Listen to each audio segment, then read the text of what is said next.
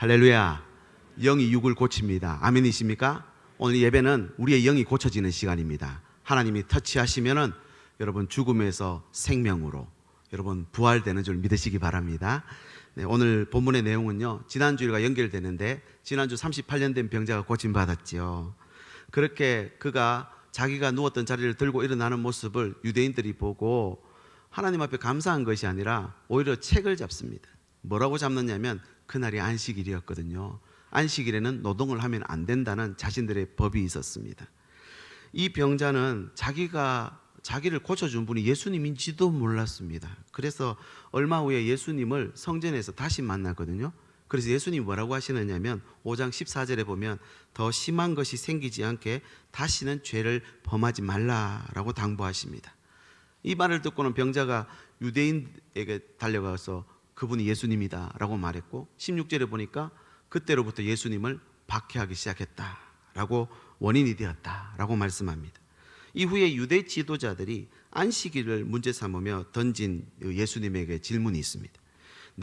그런데 이 예수님의 대답이 뭐냐면요, 내 아버지가 일하시니까 나도 일한다, 이런 대답을 하신 거죠. 이 대답은 어찌 보면은 우리는 참 당연하게 들릴 수 있습니다. 안식일에 하나님 일하시니까 예수님도 일하는 건 맞는데, 당시 유대인들에게 그 대답은요, 놀라 자빠질 만한 이야기였습니다. 왜냐하면 유대인에게 여호와 하나님, 야훼라고 하는 이름은 절대 함부로 부르는 이름이 아닙니다. 심지어 성경을 필사하다가도요, 야훼, 하나님이라는 이름이 나오면 펜을 내려놓고 가서 목욕 재개를 한번 하고 와서 다시 써야 되는, 그래서 야훼라는 이름 나올 때마다 목욕을 했다라는 그런 역사도 있습니다. 자신들이 정한 또 규례를 범한 것도 모자라서 예수님이 하나님 이름을 함부로 부르며 거기다가 만군의 여호와 하나님을 심지어 내 아버지다 이렇게 말하고 있어요. 여러분, 이거는 용납이 안 되는 말입니다.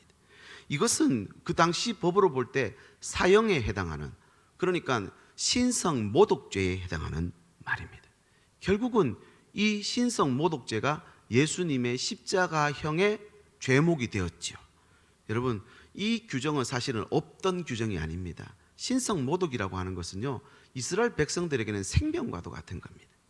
그만큼 자신들이 중요시 여기고 고귀하게 생각하는 이름이 야훼, 하나님의 이름이죠. 비록 지금 말씀이 끊어졌고 암흑기를 겪고 있는 상황이지만 말씀드렸죠, 메시아 대망사상을 갖고 있습니다.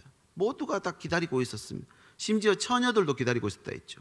온 민족이 극도로 조심하며 하나님의 뜻을 찾아가고 있던 그런 시대였습니다.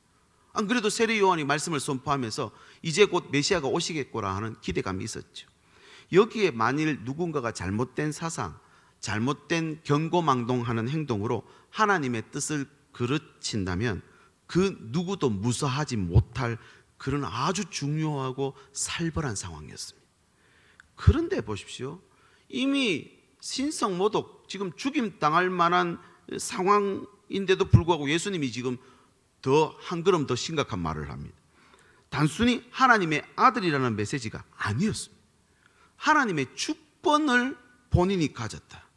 세상에 하나님만 가지고 계신 권세를 지금 나한테 줬다, 이 말을 하고 있는 것입니다. 심지어 이 권세는요, 이후 예수님의 말을 들어보면 부활과 심판의 권세를 다 가졌다 하거든요. 여러분, 이 말을 지금 듣고 있는 유대인들의 반응이 여러분 상상이 가십니까? 당장 거기서 돌을 들어 쳐버려도 이상할 것 하나도 없습니다. 오히려 이런 분위기 속에서 예수님이 계속적으로 그 공생의 사역을 유대 땅을 돌아다니며 할 수 있다는 게 기적처럼 느껴질 정도의 그런 살벌한 상황이 펼쳐진 것. 그러면 예수님이 왜 이런 생명의 위협을 무릅쓰고까지 자신이 하나님의 아들이심을 드러내셨을까요? 여기에 우리가 영생을 얻는 비밀이 숨어 있습니다. 우리가 병 고침 받고 문제 해결 받는다고 구원받는 게 아닌 것 같습니다. 예수님이 하나님의 아들이실 때에, 그분을 우리가 믿을 때에 구원을 얻게 되는 줄 믿으시기 바랍니다. 우리가 예수님이 하나님의 아들 되심이라고 하는 사실과 병 고침과 약한 자를 고치고 가난한 자를 돕는다는 사실을 어떨 때는 하나님의 아들이심보다 더 좋게, 더 낫게 생각할 수도 있습니다. 그러나 예수님께는요, 지금 이 땅에 오셔서 표적을 행하고 기적 행하는 것보다 훨씬 중요한 것이 뭐냐면 내가 하나님의 아들이다, 나는 하나님의 일을 한다 라는 사실을 보여주기 위해 이 땅에 오신 거라는 겁니다. 그러니까 이 땅에 오신 목적과 직결되는 가장 중요한 일이 뭐냐면 내가 하나님의 아들이다 라고 드러내는 일이었다는 거죠. 이 땅에서 궁극적으로 예수님이 행하고자 하셨던 일은 그래서 기적이나 표적이 사실은 아닙니다. 뭐냐면 심판과 부활에 대해서 알려주는 겁니다. 알려주려고 하는데 듣지를 않으니까 기적과 표적을 보여주시면서 내가 하나님께로부터 왔다는 걸 드러내는 거죠. 그래서 사실 앞서 38년 된 병자를 고치신 표적은요, 이 내가 하나님의 아들이라는 메시지를 전달하기 위한 디딤돌일 뿐이었다는 것입니다. 여러분, 우리가 여러 문제를 통해서 하나님을 만나게 됩니다. 그러나 여러분, 그 문제가 진짜 중요한 것이 아니라 문제 통해서 하나님 보는 게 훨씬 더 중요한 줄 믿으시길 바랍니다. 설사 내 앞에 문제가 해결되지 않았다 하더라도 이 문제로 인해 하나님 앞에 나왔다면 여러분, 그곳에서부터 구원의 역사가 나타나는 줄 믿으시기 바랍니다. 예수님은 지금 나와 아버지는 하나다 이렇게 강조합니다. 아들은 아버지의 일을 행하고 아들은 아버지의 뜻을 이룬다라고 말씀하죠. 19절 말씀 보겠습니다. 그러므로 내가 진실로 진실로, 지금 요한복음에는 특별히 나오는 구절이 진실로라는 말들이 많이 나옵니다. 예수님의 어법 중 하나인데 아멘이라는 뜻입니다. 반드시 이루어질 거라는 예수님의 어법 중 하나입니다. 이루어진다는 거죠. 진실로 진실로 너희에게 이르노니 아들이 아버지께서 하시는 일을 보지 않고는 아무것도 스스로 할 수 없나니 아버지께서 행하시는 그것을 아들도 그와 같이 행하느니라. 다시 말해서 예수님은 하나님의 아들로 지금 하나님의 일을 한다는 거죠. 그러므로 육신으로 지금 너희 앞에 서 있는 나 예수가 곧 하나님이라는 것입니다. 그러면 하나님이 그 아들에게 도대체 뭘 맡겼길래 아들이라고 말을 하는가? 오늘 세 가지로 살펴볼 건데요. 첫 번째는 하나님이 그 아들 예수님께 계획을 맡겼습니다. 어떤 계획일까요? 구원 계획을 맡기셨다는 겁니다. 20절 말씀입니다. 아버지께서 아들을 사랑하사 자기가 행하시는 것을 다 아들에게 보이셨답니다. 또 그보다 더 큰 일을 보이사 너희로 놀랍게 여기게 하시리라 라고 말씀합니다. 예수님 당시에, 그 당시 문화를 보면 아버지와 아들 관계는 동일시였습니다. 동급입니다. 왜냐하면 아들이 아버지의 가업을 물려받을 때에 아들은 아버지의 행동을 보고 그대로 따라한다는 겁니다. 유전적으로도 그렇죠. 얼굴도 닮고 목소리도 닮고 또 말투도 닮아갑니다. 그래서 이름도 그 당시에는 아버지 이름을 그대로 가져와서 씁니다. 그래서 바디메오 들어보셨죠? 앞에 바라고 붙는 것은 아들이라는 말입니다. 사실은 바디메오는 그 사람의 본명이 아니라 디메오의 아들이라는 말입니다. 바 요나 시모나 이랬죠. 그 요나의 아들이라는 말이죠. 바 예수, 바 돌로메, 이 전부 다 그때 썼던 언어들인데 왜 이게 가능했냐면 이 1세기 그 당시에 인구의 평균 수명이 30세 정도밖에 안 됐다는 겁니다. 그러니까 아버지와 아들이 하는 일이 겹쳐지는 일이 극히 드물었고, 겹쳐진다 하더라도 곧 아버지는 은퇴를 앞두고 있기 때문에 임시로 이름을 그냥 바돌로메 이렇게 붙여서 불렀다는 것입니다. 그래서 예수님은 이렇게 그 당시 어떤 문화를 적용하면서 아들과 아버지 관계로 설명을 한 것은 아버지와 아들과 똑같다는 말을 지금 하시는 거거든요. 이렇게 내가 아버지께서 행하는 것을 내가 행한다, 아버지의 일을 내가 하고 있다, 그래서 아버지가 보여준 걸 내가 한다, 그러니까 그 모든 계획을 나에게 주셨다 이 말입니다. 그러면 앞에 표적이 지금 3번 나왔습니다. 첫 번째는 가나 혼인잔치에서 물로 포도주를 만드신 표적, 그 다음 두 번째는 왕의 신하의 아들을 원격으로 고쳐주신 사건, 그리고 지난주 살펴보았던 38년 된 병자를 고치신 사건은 예수님 독자적으로 행한 일이 아니라 하나님이 보여주신 것, 하나님의 계획에 따라 고쳤다는 말이 되는 겁니다. 보십시오. 예수님의 언어, 생각, 감정은 모두 하나님의 것입니다. 예수님은 철저히 하나님 자신과 일치하는 삶인지를 늘 확인하셨습니다. 그래서 예수님이 기도하러 가실 때가 있죠. 저는 어릴 때 그 생각했습니다. 전능하신 하나님이라 했는데 예수님은 기도할 필요가 있을까? 여러분, 그런데 보십시오. 하나님의 계획을 확인하는 것 같습니다. 예수님이 특별히 철야 기도를 하실 때가 있어요. 산기도. 중요할까요? 안 중요할까요? 중요한 일인 것 같아요. 제가 신기해서 성경을 찾아보니까 산기도하고 난 다음에 12제자를 택하셨습니다. 산기도하고 난 다음에요, 무리를 걸으셨습니다. 산기도하고 난 다음에요, 나사로를 살려버립니다. 이야, 이게 하나님의 계획을 정확하게 보고 있다는 뜻으로 제가 받아들였던 것 같습니다. 여러분, 요한복음 14장에 가보면요, 빌립이 나중에 예수님 보고 이렇게 말합니다. 하나님의 아들이신 예수님이라 했는데 아버지를 한번 보여주시면 안 됩니까? 그랬더니 빌립이 뭐라 하냐면, 나를 본 것이 아버지를 본 것인데 어떻게 그런 말을 하느냐라고 하면서 빌립을 이렇게 말씀해 줍니다. 14장 11절에 내가 아버지 안에 거하고 아버지께서 내 안에 계심을 믿어라. 그렇지 못하겠거든 행하는 그 일로 말미암아서라도 믿어라. 이렇게 말합니다. 그러니까 어떤 일이 그럼 일어난다는 말일까요? 제가 찾아보니까 마태복음 11장 5절에 맹인이 보며 못 걷는 사람이 걸으며 나병 환자가 깨끗함을 받으며 못 듣는 자가 들으며 죽은 자가 살아나며 가난한 자에게 복음이 전파된다 하라. 세례 요한이 당신이 메시아입니까? 아니면 딴 사람 기다릴까요? 했더니 예수님이 그 제자들에게 대답한 내용이죠. 지금 예수님이 오셔서 일어나는 일들을 설명해 주고 있습니다. 그 일을 보고 나를 믿으라는 거죠. 여러분, 요한복음 14장 12절에 내가 진실로 진실로 너희에게 이르노니 나를 믿는 자는 내가 하는 일을 그도 할 것이요. 할렐루야. 여러분 보십시오. 예수님을 믿으면 예수님이 하는 일을 우리도 할 수 있답니다. 아멘이십니까? 그 일이 뭐였습니까? 못 걷는 자가 걷고 맹인이 보게 된답니다. 여러분, 오늘 이 우리 예배를 통해서 우리 교회 안에 모든 이 새해 모든 주의 백성들이 못 보던 것을 보게 되고 못 걷는 모든 일들이 걷게 되는 놀라운 역사가 있기를 예수님의 이름으로 축복합니다. 특별히 죽은 자도 살아난다 그랬잖아요. 여러분, 우리에게 죽어있는 모든 세포들이 살아날 수 있기를 예수님의 이름으로 축복합니다. 신경세포도 다 살아나 버리고. 이게 지금 제 말이 아니라 예수님이 하는 일은 그도 할 것이다. 그리고 그 뒤에 뭐라 되어 있습니까? 또한 그보다 큰 일도 할 것이다. 할렐루야. 여러분, 이것이 예배의 결과입니다. 암덩어리가 떨어져 나가고 죽어있던 모든 심령들이, 영혼들이 주님께로 돌아오는 역사가 우리의 예배를 통해서도, 우리가 주님을 믿는 삶을 통해서도 나타나는 줄 믿으시기를 바랍니다. 이 구원 계획을 우리에게도 맡기셨다는 것입니다. 그도 할 것이요 그랬죠. 새해 내 생각, 말, 감정이 주님의 목적과 일치한다면, 나의 품은 뜻이 주의 뜻과 맞아떨어지면 스파크가 일어나는 것이죠. 같은 말, 같은 마음, 같은 뜻이면 반드시 같은 열매를 맺게 되어 있습니다. 그러나 생각이 다르고 뜻이 다르면요, 같은 열매 못 맺죠. 동상이몽이라 했죠. 여러분, 하나님의 시간표, 하나님의 불꽃 같은 눈은 항상 구원 계획에 맞춰져 있다는 사실을 잊지 마시기 바랍니다. 이 말씀은 우리가 주목해야 할 일이 뭔지를 알려주는 말씀입니다.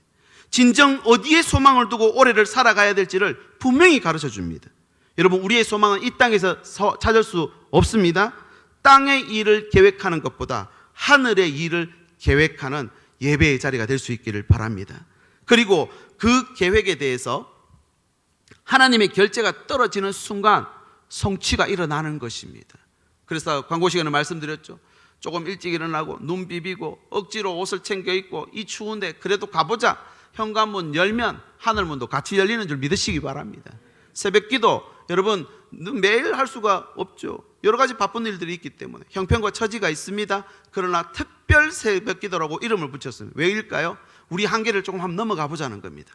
항상 우리가 한계 앞에 있기 때문에 하나님이 주시는 복을 못 받을 때가 있는데, 이 한계를 조금만 뛰어넘으면 하나님의 결재가 우리 계획에 떨어지게 되는 줄 믿으시길 바랍니다. 새해 말씀 여러분 다 받으셨죠? 이 말씀을 성경에 꼽기도 하고 내 삶에 적용하기도 합니다. 그러나 이 말씀이 이루어지려면요, 하나님의 결재가 떨어져야 됩니다. 여러분, 새해 많은 계획들 하고 계실 줄 믿습니다. 그 위에 하나님의 약속이 부어질 수 있기를 예수님의 이름으로 축복합니다. 이번 새벽 기도에는 그걸 확인하는 시간이 될 것입니다. 하나님의 결재가 떨어지는 시간이 될 줄 믿습니다. 만약에 아니면요, 세상의 가치나 또 부와 명예, 또 편안함과 안락함을 또 계획하게 될 것입니다. 아마 저도 그럴 것 같아요. 당연히 우리에게 필요한 것들 아니겠습니까? 그러나 더 분명한 것은 하나님의 구원 계획보다 우선순위는 없습니다. 맞습니까, 여러분? 성경 분명히 그렇게 말합니다. 우리가 그리스도인으로 살고 있지만, 내가 하나님 나라를 찬양하고 영생을 바라보고 있지만, 우리의 삶은 또 땅을 볼 때가 있습니다. 여러분, 이 땅에 계획을 두고 있기 때문에, 구원 계획이 아니라 다른 계획을 했기 때문에 찾아온 문제들이 대부분입니다. 여러분, 하나님의 일이 주님의 일이었다 그랬죠. 여러분, 부디 올 한 해 주님의 일이 나의 일이 되고, 내가 하는 일이 주님의 일 되시길 예수님의 이름으로 축복합니다. 두 번째는요, 하나님이 그 아들 예수님께 생명을 맡겼답니다. 생명.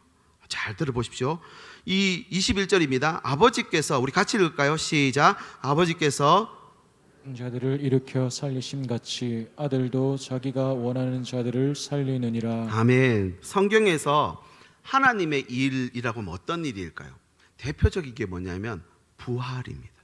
없는 걸 있는 것으로, 무에서 유를 창조하시는 이 죽은 자를 살리는 부활은요, 하나님이 하시는 일 중에 가장 대표적인 일입니다. 로마서 4장 17절에 보면은 아브라함이 이삭을 모리아산에서 바친 사건을 회고하면서 로마서 기자가 이렇게 썼습니다. 4장 17절, 기록된 바 내가 너를 많은 민족의 조상으로 세웠다 하심과 같으니 그가 믿은 바 하나님은 죽은 자를 살리시며 없는 것을 있는 것으로 부르시는 이시니라. 아멘. 하나님이 약속대로 아브라함이 100세 때에 생물학적으로 불가능했던, 더 이상 임신할 능력 없었던 사라에게 아기를 잉태하게 하신 사건입니다. 이것은 왜 이렇게 일어났는지를 뭐라고 설명하느냐면, 하나님께 있는 부활의 능력, 이 생명권 때문이라는 거죠. 하나님은 없는 것을 있는 것 같이 부르시고 죽은 자도 살리고 불가능을 가능하게 할 수 있는 분이라는 겁니다. 이 하나님의 가장 중요한 속성 중 하나가 바로 부활이고 생명입니다. 히브리서 기자가 11장 17절에 그 사건을 다시 회고합니다. 아브라함은 시험을 받을 때에 믿음으로 이삭을 드렸으니 그는 약속들을 받은 자로 돼 그 외아들을 드렸느니라. 아들을 번제로 드리는 것은 아브라함 시대 때도 이방 신들에게 드리는 제사 방법입니다. 그런데 하나님이 그를 하라 그랬거든요. 그럼 저 같으면 안 드릴 것 같아요. 얼마나 무모합니까? 그 귀한 아들을 왜 바칩니까? 그런데 그대로 하더라는 거예요. 왜요? 11장 18절 히브리서입니다. 그에게 이미 말씀하시기를 네 자손이라 칭할 자는 이삭으로 말미암음이니라.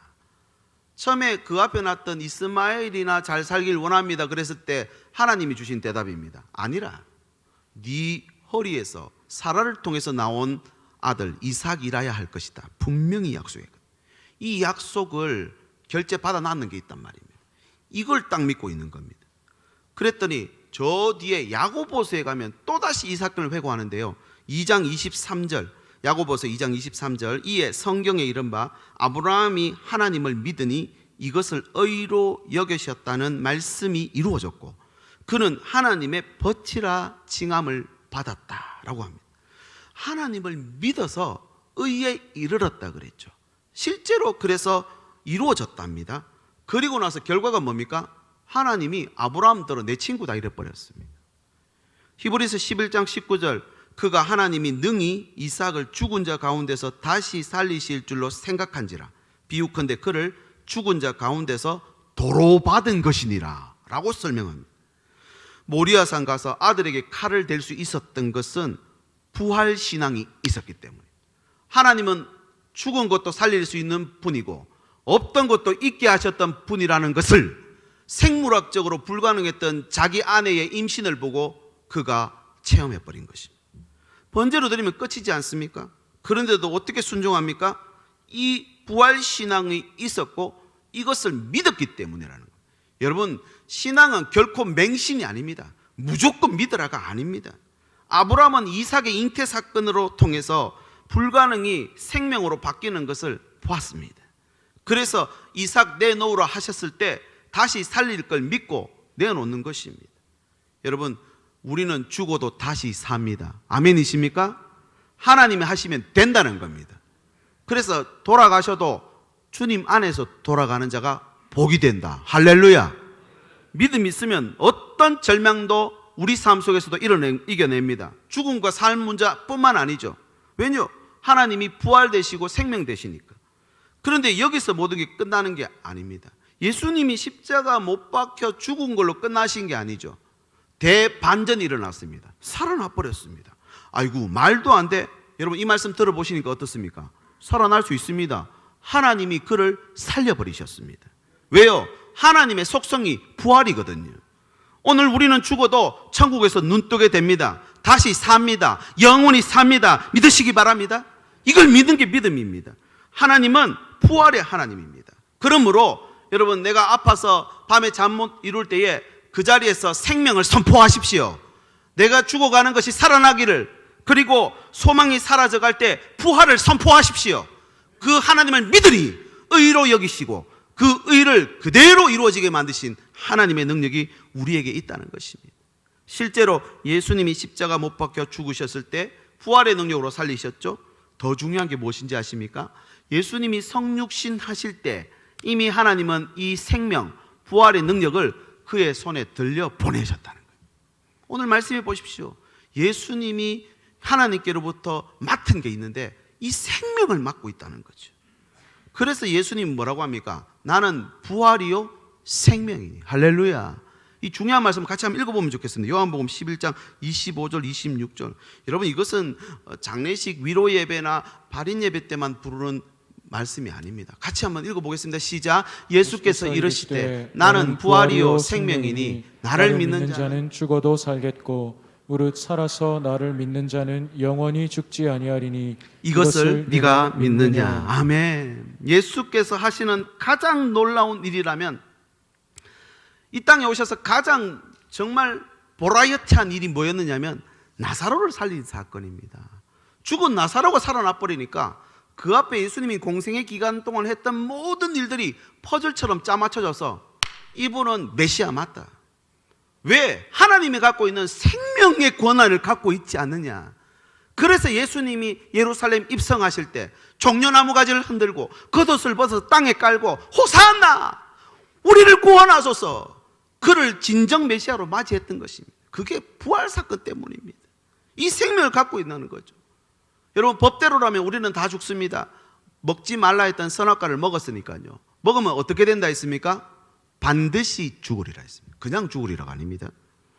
여러분, 그러나 하나님은 우리를 불쌍히 여기셔서 구원의 길을 열어주셨는데 바로 예수님께 생명을 쥐어 보내심으로 우리를 살려주시겠다는 겁니다. 보십시오. 예수님이 이 요한복음 이후로 저는 이 요한복음을 하나씩 준비하고 묵상하고 하면서 얼마나 기대가 되는지 모릅니다. 여러분, 죽은 사람이 살아버립니다. 귀신이 쫓겨나갑니다. 병든 자들이 막 고침받아버립니다. 이보다 더 큰 일들도 많이 있었답니다. 여러분, 하나님께서 부활의 능력, 생명 권한 가지고, 그러니까 혈루병 고생하던 여인이 예수님 겉옷과 만져버리니까 내게서 생명이 나갔다 그러시잖아요.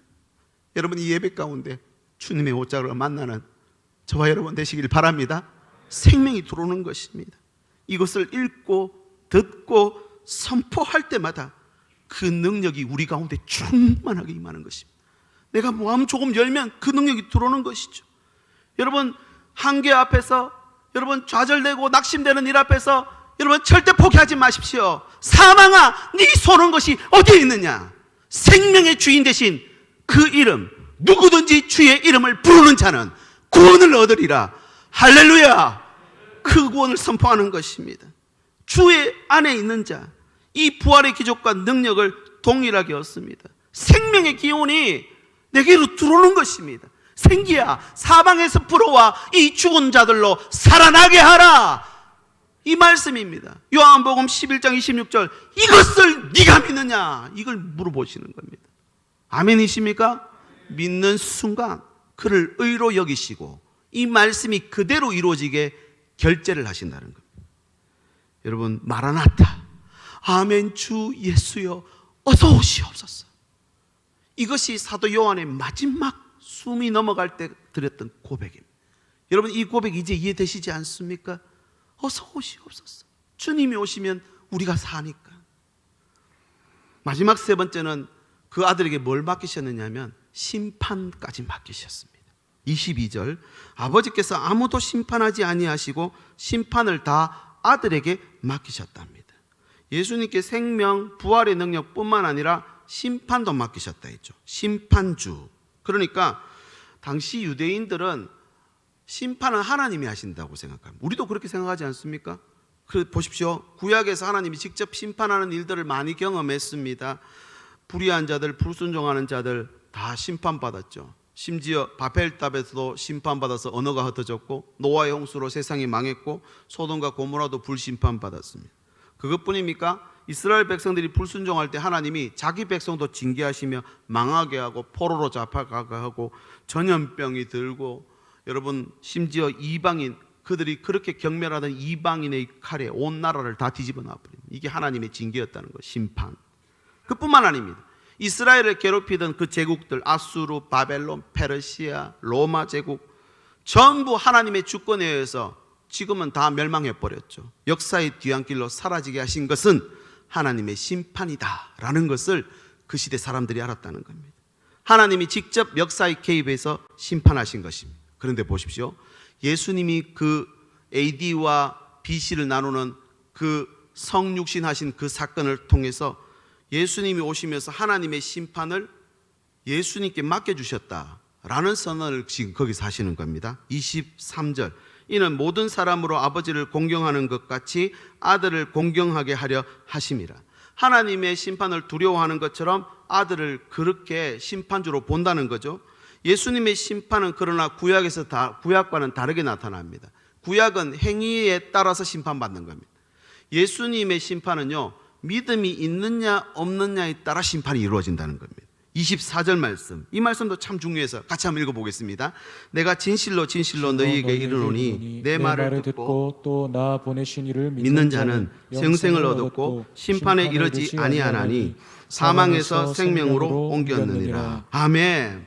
예수님의 말을 듣기만 해도요, 행위대로 심판받는 게 아니라 심판에 이르지 아니한답니다. 사망에 있다가도 생명으로 옮겨져 버린답니다. 뭐 할 때요? 듣기 시작하고 믿기 시작하면 이루어지는 일이라는 것입니다. 그래서 25절 그 결과가 이렇게 나옵니다. 진실로 진실로 너희에게 이르노니 죽은 자들이 하나님의 아들의 음성을 들을 때가 오나니 곧 이때라. 듣는 자는 살아나리라. 한번 따라 하실까요? 듣는 자는 살아나리라. 할렐루야. 여러분, 제가 송구영신 예배 때 말씀을 선포했습니다. 내 백성을 위로하라. 하나님의 위로를 받으시길 바랍니다. 이번 한 해 또 그 위로를 여러분, 모든 저와 여러분이 만나는 모든 사람에게 전해질 수 있기를 예수님의 이름으로 축복합니다. 이 위로를 듣는 자는 살아나리라. 할렐루야. 가정에 선포하십시오. 소외되고 어려운 자들에게 선포하십시오. 하나님의 위로를 들으면 살아납니다. 그렇지 않습니까? 이것을 우리에게 말씀해 주신 것입니다. 이 신적 심판의 권위를 예수님이 받으셨습니다.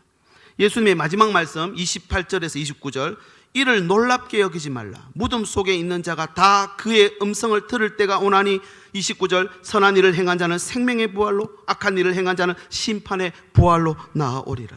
모든 인간은 다 부활한대요. 다 부활한대요. 그런데 생명의 부활이 있고 심판의 부활이 있다. 그 기준이 뭐냐? 들었느냐 못 들었느냐 이 말입니다. 여러분, 이것은 우리에게 시사하는 바가 너무나 큽니다. 심판이 예수님께 있습니다.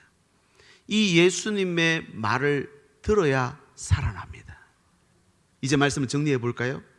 예수님은 하나님께로부터 구원 계획을 전부 위임받았습니다. 예수님은 생명도 받았습니다. 예수님은 심판권도 받으셨습니다. 그럼 오늘 우리가 살 길은 뭔가요? 예수님만 바라봅니다. 그래서 예수가 유일한 우리의 위로자가 되신다는 사실입니다. 하이델베르그 요리문답 제1문, 중요하겠죠? 뭐라고 했는지 보십시오. 당신의 유일한 위로는 무엇입니까?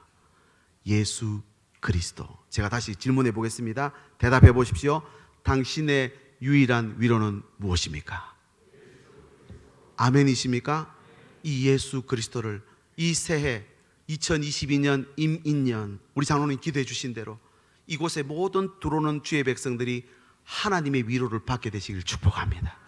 교회 들어오고 나가실 때마다 이 문구를 보실 때마다 하나님의 위로를 체험하십시오. 그리고 이 위로를 받으셔서 이제 세상으로 들어가 가정에 가서 자녀들을 위로하시고 남편을 위로하시고 우리 아내를 위로해 주시고 내 옆집에 사는 뒷집에 사는 우리 어려워 힘들어하는 이웃들을 위로해 주시기 바랍니다. 그러면 듣는 자는 살아나리라. 이것이 오늘 아침 우리에게 주시는 전지전능하신 하나님의 음성으로 듣게 되시길 바랍니다. 그래서 수많은 무리들이 줄지어 주님을 그렇게 따라다녔습니다.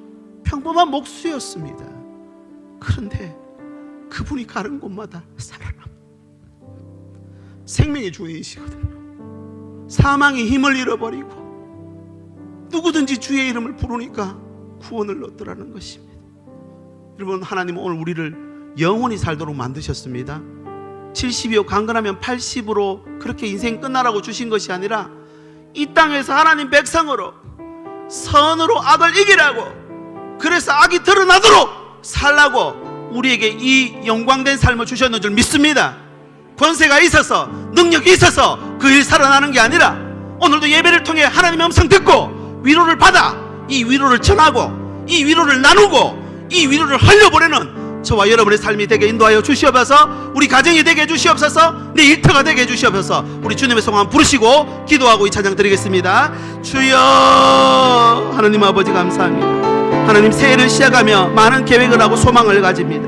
하나님, 우리의 계획이 주님의 계획과 일치하는지를 돌아보게 해주시옵소서. 생명의 주인 되신 하나님 아버지, 우리의 모자라고 부족함이 주님의 생명으로 채워지게 하시고, 아버지, 주님이 이제부터는 우리 삶의 기준이 되어서 내 말과 행동과 생각이 모든 심판이 주님 앞에 있다는 사실을 기억하며 하나님이 주신 위로를 전하고 살아가는 저희들의 삶이 될 수 있기를 원합니다.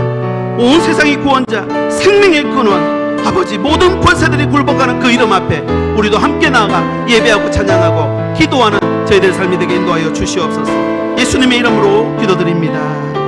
우리 함께 이 찬양 일어서셔서 함께 선포합니다. 수많은 무리들이 줄지어 선포합니다. 그분을 보기 위해 따르네. 평범한 목수, 평범한 목수이신 그분 앞에 모든 분이 불어 경배하네. 문제들 하나하나 죽음까지도 힘을 잃고 주여, 생명의 근원 되신 예수 이름 앞에 모든 권세를 굴복하네. 두 손 높이 들고 선포하네. 예수 이름 높이세. 예수 이름 높이세. 능력의 이름 예수 이름 높이세. 구원의 그 이름 예수 이름을 부르는 자, 예수 이름을 믿는 자, 예수 이름 앞에 나오는 자, 예수 이름 앞에 나오는 자, 복이 한 번 더 선포하십니다. 예수 이름 높이세. 높이세. 능력의 이름 예수 이름 높이세.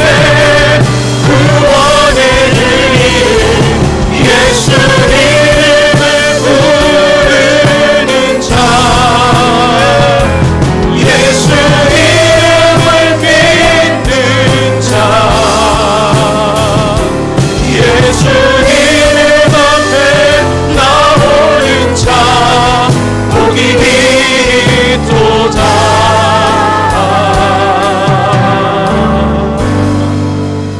하나님 아버지, 우리가 믿는 분은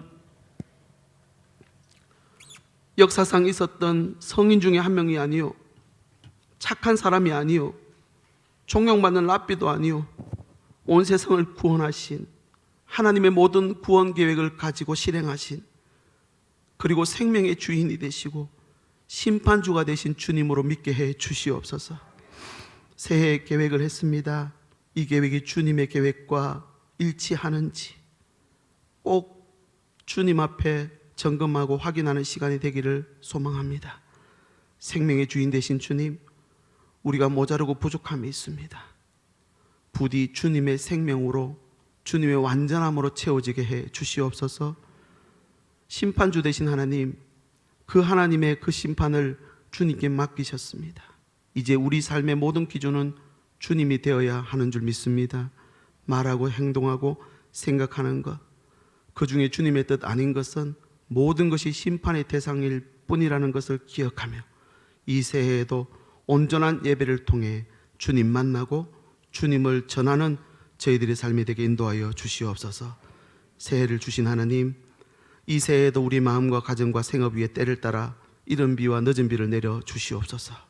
이 시간 드리는 예물은 하나님의 은혜로 거둔 것임을 고백하며 주일 헌금과 감사헌금, 성교헌금, 소득의 11조, 목적헌금 온라인으로 드립니다.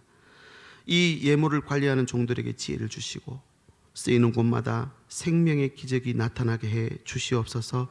이제 주신 말씀 붙잡고 믿음의 발걸음 내딛습니다. 새해 시작하는 이 첫 시간, 하늘의 위로와 평강으로 이 한 주간 우리의 마음과 삶을 주장하여 주시옵소서. 세상 끝날까지 우리를 버리지 아니하시고 함께 하시는 성자 예수 그리스도의 은혜와 무한하신 하나님의 사랑하심과 우리를 진리 가운데로 인도하시는 성령의 감화 감동하심과 교통하심이 새해에는 이 아들의 음성을 위로에 실어서 온 세상에 듣도록 살아가기로 다짐하며 머릿속에 주의 백성들 위해, 저들의 가정과 일터와 자녀들 위해 항상 함께 계시기를 간절히 축원하옵나이다. 아멘.